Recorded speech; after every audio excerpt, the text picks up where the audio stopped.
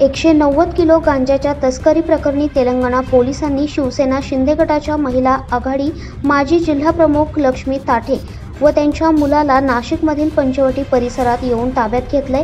कायमच वादग्रस्त असलेल्या लक्ष्मी ताठे यांची आधीच शिवसेना शिंदे गटातून हकालपट्टी करण्यात आल्याचे शिवसेना शिंदे गटाच्या पदाधिकाऱ्यांनी सांगितले असून लक्ष्मी ताठे व शिवसेना शिंदे गटाचा कुठलाही संबंध नाही असेही स्पष्टीकरण यावेळी देण्यात आले।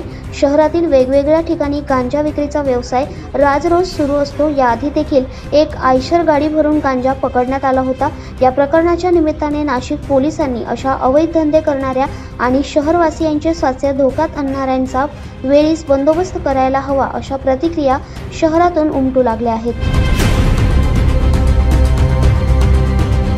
दैनिक भ्रमर, नाशिक।